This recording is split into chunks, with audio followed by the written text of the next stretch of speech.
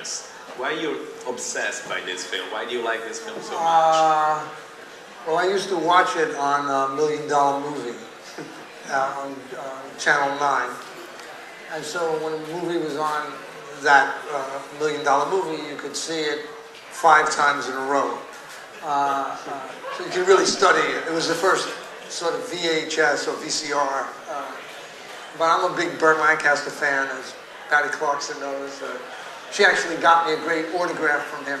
It's on my wall. And, you know, it's a film. That guy, Art Smith, he's from the group theater. Charles Bickford is in it.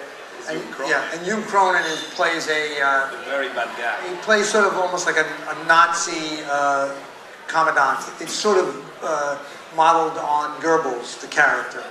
He tortures people. He plays Wagner and everything. Sam Levine is in the film. It's got a great cast, and you didn't really see the whole build-up of it. But I used to watch it with my father, and my father would really get into the movie and sort of imagine he was one of the prisoners. So right before that, all the prisoners revolt and they all start going rah rah, you know. And my father would really get into the movie, and it was something that we really shared. We watched this movie, and he'd get so excited every time he saw it. And then I shared that with my son, both my sons, you know. You mentioned before that you're a Burt Lancaster film. I am as well a fan. Right. He goes from being a Sicilian prince to a pirate, right, an old gangster in Atlantic City to a tightrope walker. Right. Can you tell us something about Burt Lancaster? Well, there's a great book on him that Kate Buford wrote. But you know, I think he was one of the few American actors who actually got better in their career. And when he was young, I mean, he was an amazing physical specimen. He could do he was an acrobat. He did all his own stunts. He made those swashbuckler films, The Crimson Pirate, The Flame and the Arrow. So, you know, when you were a kid and you saw him, he obviously had something in common with James Cagney. They came from similar neighborhoods. He's from Harlem.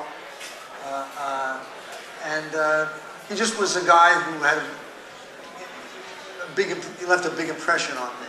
And so my whole life, you know, everyone was always imitating, you know, Burt Lancaster and the way he moves. You know, he's so graceful and everything, and you just don't see people like that.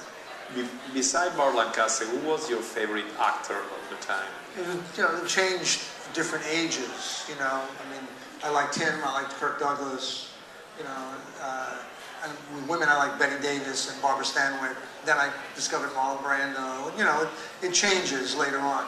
But he's still, to this day, I find something really thrilling about him walking across a room, because he's so beautiful the way he moves. You know, he moves like a cat.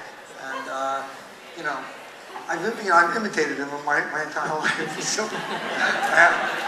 So, in this movie, they say, everything's going to be okay, Joe. And he makes a move. He turns his head slowly. He goes like this. He goes, what's okay?